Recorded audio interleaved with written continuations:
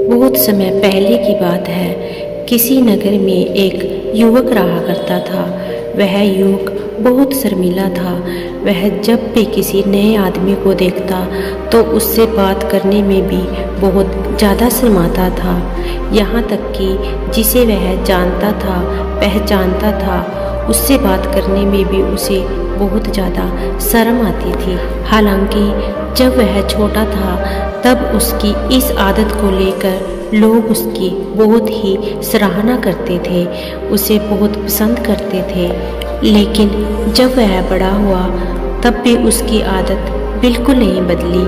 अब उसकी यही आदत उसके लिए समस्या बन चुकी थी, क्योंकि वह अपने मन की बात किसी के साथ भी नहीं कर पाता था। ना ही अपना दुख किसी के साथ बांट सकता था और ना ही खुशी में किसी के साथ खुलकर बात कर पाता था।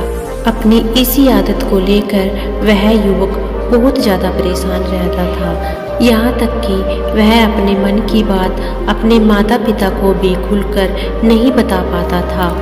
जब भी वह खुलकर बात करने की कोशिश करता तो लोग उसका मजाक उड़ाते थे और कहते थे कि आज तो तुम्हारे मुंह में भी जबान आ गई। जिस बात से वह फिर दुखी हो जाता था और फिर किसी से अपने मन की बात नहीं कर पाता था। उसके माता पिता भी उसकी इसी आदत के कारण उसे बहुत ज़्यादा डांट फटकार लगाते थे, जिससे वह युवक बहुत ज़्यादा दुखी हो जाता था। एक दिन उसके पिता ने उसे बहुत ज़्यादा डांट दिया, जिससे उसके मन को बहुत ज़्यादा ठेस पहुंची और वह दुखी होकर घर छोड़कर घर से बाहर निकल पड़ा और जाते जाते मन ही मन में विचार कर रहा था कि मुझे जीने का कोई हक नहीं है, क्योंकि मैं न तो किसी के साथ खुलकर बात कर पाता हूँ और ना ही मैं किसी के सामने जा सकता हूँ। इसी कारण मुझे जीने का कोई हक नहीं है। यह सोचते सोचते वह पहाड़ पर जाकर खड़ा हो गया। जो ही वह कूदने वाला था तभी एक वहाँ पर बौद्ध भिक्षु आया और उसने उसे पीछे से आवाज़ लगाई और बोला, बेटा, जान देना तो बहुत आसान है, लेकिन इस जान को तुम दोबारा प्राप्त नहीं कर पाओगे, इसलिए जो भी करो सोच समझ कर करो। उस बौद्ध भिक्षु की आवाज़ सुनकर उस युवक ने पीछे मुड़कर देखा और वह उस बौद्ध भिक्षु के पास आकर खड़ा हो गया। उस बौद्ध भिक्षु ने उस बालक से पूछा कि बेटा, तुम्हें क्या तकलीफ है, तुम ऐसा क्यों करने जा रहे हो? तो इस पर वही अपनी ज़्यादा शर्माने की आदत के कारण वह उसको भी यह नहीं बता पाया। वह बोला, नहीं नहीं, मैं तो ऐसे ही खड़ा था यहाँ पर, मैं कुछ नहीं कर रहा था। तब बौद्ध भिक्षु उस बालक को कहता है कि बेटा, तुम मुझे सच सच बता सकते हो सकता है मैं तुम्हारी समस्या का निवारण कर दूं। लेकिन नहीं, वो अपनी आदत से मजबूर था और उसने उसे कुछ नहीं बताया।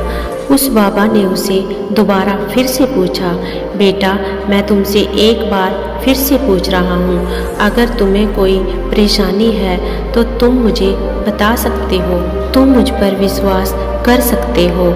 लेकिन वह युवक कुछ भी बताने को तैयार नहीं था। तो बौद्ध भिक्षु कहता है, ठीक है बेटा, अगर तुम नहीं बताना चाहते तो ठीक है, लेकिन जब तक तुम मुझे नहीं बताओगे कि तुम्हारी समस्या क्या है, मुझे कैसे पता चलेगा? अगर तुम नहीं बताना चाहते तो मैं जाता हूँ।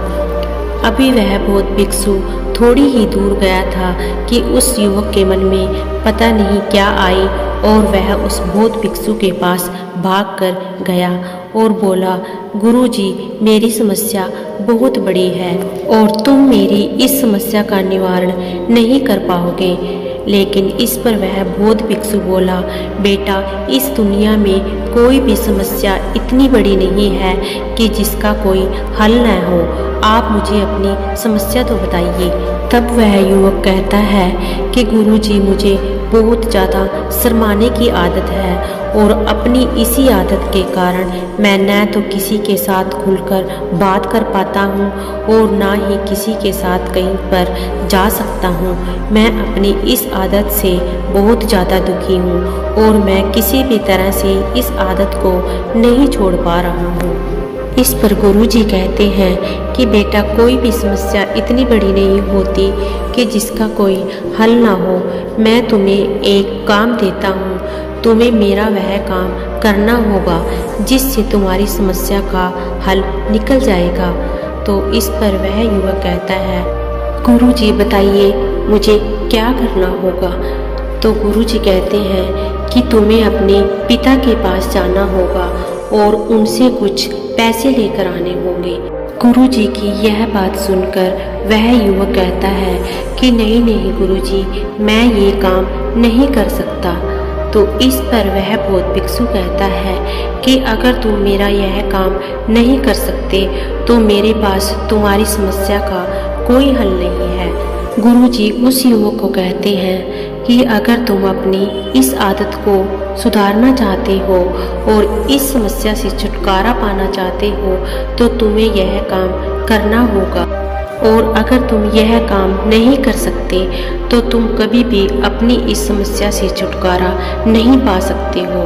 गुरुजी की यह बात सुनकर वह युवक मन ही मन सोचने लगा कि मैं उस जिंदगी में दोबारा नहीं लौटना चाहता हूँ। तो वह गुरुजी से कहता है, ठीक है गुरुजी, मैं आपका यह काम करने की पूरी कोशिश करूँगा। और यह कहकर वह अपने घर वापस चला जाता है।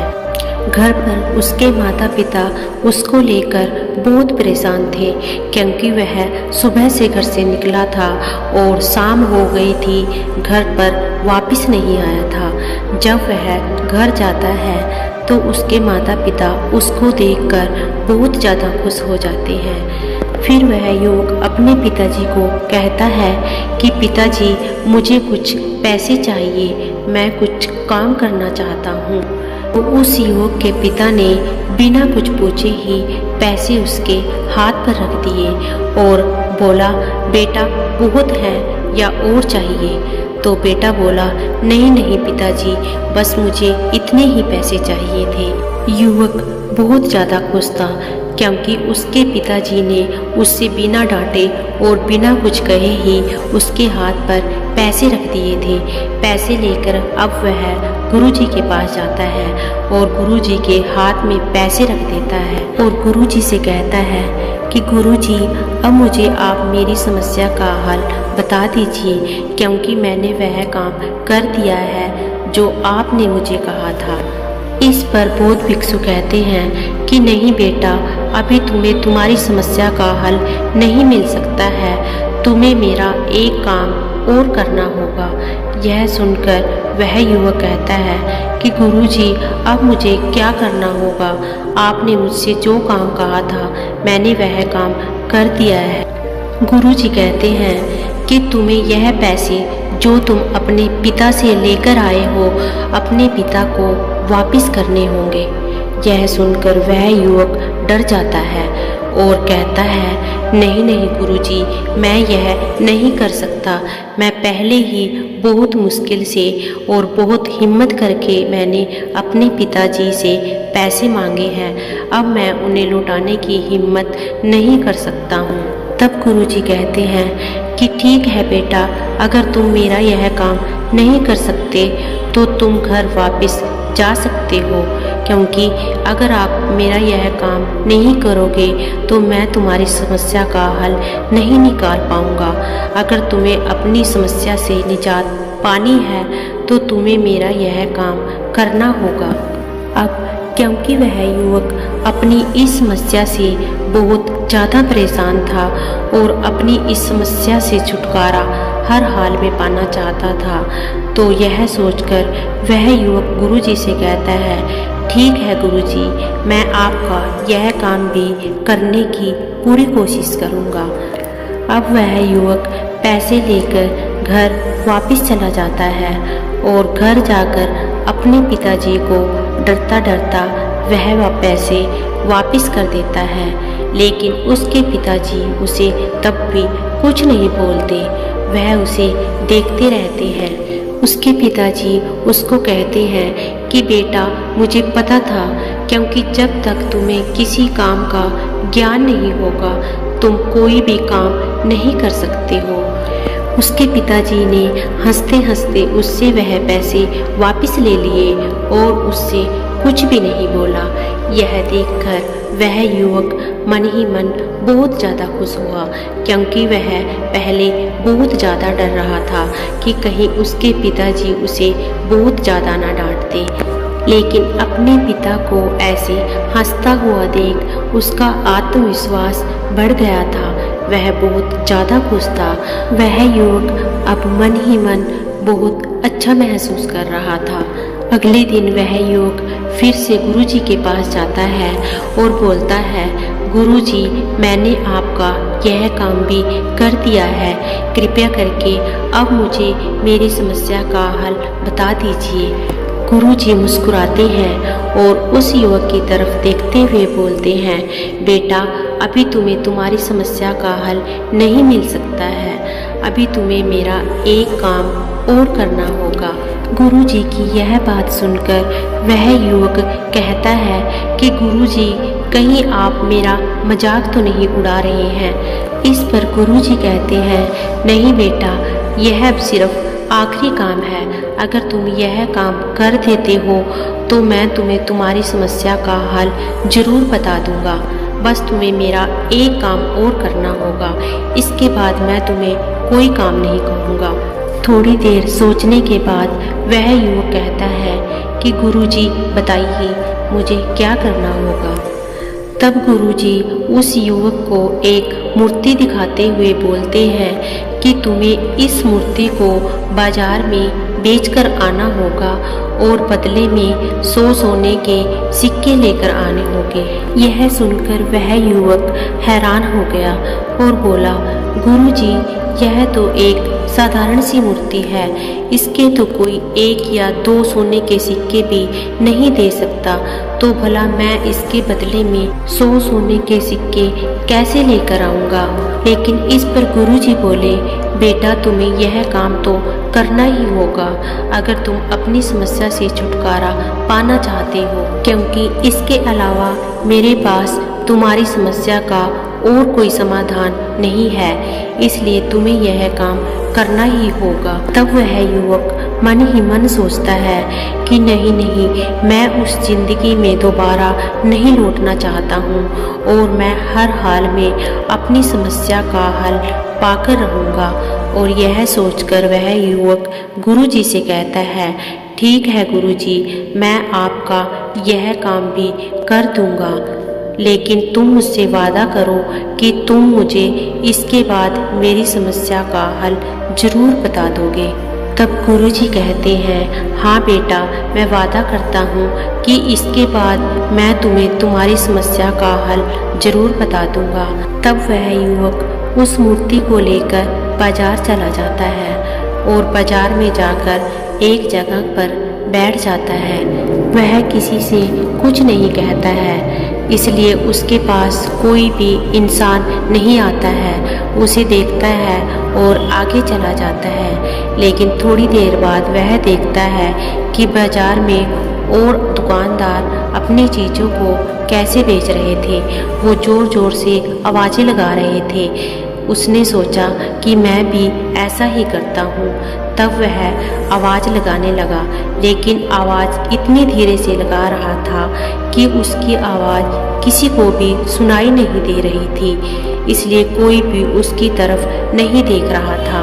तब वह युवक बहुत ज़्यादा चिंतित हो जाता है, लेकिन फिर वह सोचता है कि नहीं, मैं हार नहीं मान सकता और अपनी समस्या से छुटकारा पाकर ही रहूँगा। तो यह सोचकर वह ज़ोर ज़ोर से आवाज़ लगाने लगता है। जब वह ज़ोर ज़ोर से आवाज़ें लगाता है तो काफ़ी लोग उसके पास आकर खड़े हो जाते हैं। तब वह युवक लोगों को कहता है कि इस मूर्ति को ले लो और मुझे बदले में 100 सोने के सिक्के दे दो। यह सुनकर लोग उससे पूछते हैं कि इस मूर्ति में ऐसा क्या है जो हम तुम्हें इसके बदले में 100 सोने के सिक्के दे दें। इस पर वह युवक कहता है, मुझे यह नहीं पता, बस तुम मुझे 100 सोने के सिक्के दे दो और इस मूर्ति को खरीद लो। लेकिन ऐसे कोई भी उसकी मूर्ति को नहीं खरीदता है। सब लोग उसके पास आते हैं और वहाँ से चले जाते हैं। फिर दोबारा से वह युवक सोचता है कि मैं ऐसा क्या करूं जिससे कि यह मूर्ति बिक जाए। तब वह युवक अपने आसपास बैठे लोगों को देखता है कि वह अपनी चीज़ों की पहले खूबियां बता रहे थे और फिर उन्हें बेच रहे थे। यह देखकर वह युवक सोचता है कि मैं भी ऐसा ही करूँगा। और थोड़ी देर में वह जो भी व्यक्ति उसके पास खरीदने आता तो उन्हें कहता कि यह मूर्ति आपके घर में होने वाले सभी क्लेश और आपकी सारी परेशानियों को दूर कर देगी। जब लोग उसकी यह बात सुनते हैं तो वहाँ पर उस मूर्ति को खरीदने वालों की भीड़ लग जाती है। कोई कहता है मैं इसके 200 सोने के सिक्के दे दूँगा, कोई कहता है 300। सभी लोग उस मूर्ति का बढ़ चढ़ कर भाव देने को तैयार थे।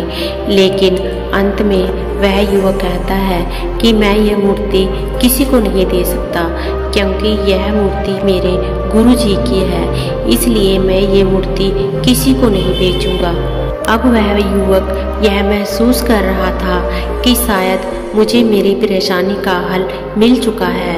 अब उसे समझ में आ गया था कि गुरुजी ने उससे ऐसा क्यों करवाया। अब वह युवक अपने अंदर बहुत ज़्यादा आत्मविश्वास महसूस कर रहा था, अपने आप को बहुत हल्का महसूस कर रहा था। तब वह मूर्ति को लेकर वापस गुरुजी के पास आता है और बोलता है, गुरुजी, मुझे मेरे प्रश्न का उत्तर मिल चुका है। भले मैं आपकी यह मूर्ति तो नहीं बेच पाया, लेकिन मुझे मेरी समस्या का हल मिल चुका है। और वह गुरुजी को धन्यवाद करता है कि गुरुजी आपका बहुत बहुत धन्यवाद, आपने मुझे मेरी समस्या का हल इतनी आसानी से बता दिया। इस पर गुरुजी कहते हैं कि बेटा, मैंने तुम्हारी समस्या का हल नहीं निकाला है, तुमने खुद ही अपनी समस्या का हल निकाल लिया है। तुम्हारे मन में हजारों सवाल थे कि कहीं मैं मुंह खोलूँगा तो लोग मेरा मजाक उड़ाएंगे, अगर मैं ये करूँगा तो लोग मेरे बारे में पता नहीं क्या सोचेंगे। लेकिन जब तुम उस मूर्ति को बेच रहे थे तो तुम्हारा सामना हजारों लोगों से हुआ और तुमने उन लोगों का सामना बहुत ही आत्मविश्वास के साथ किया, जिससे कि तुम्हारे अंदर जो डर था, जो शर्म थी, वो गायब हो गई, जिसे तुम शर्माना कहते थे। इसलिए कभी जिंदगी में यह मत सोचिए कि लोग क्या कहेंगे, क्योंकि लोग तो तब भी कहेंगे जब तुम कुछ नहीं करोगे। बस खुद पर विश्वास रखिए और आत्मविश्वास के साथ ही तुम जिंदगी में जो चाहोगे वो प्राप्त कर सकते हो।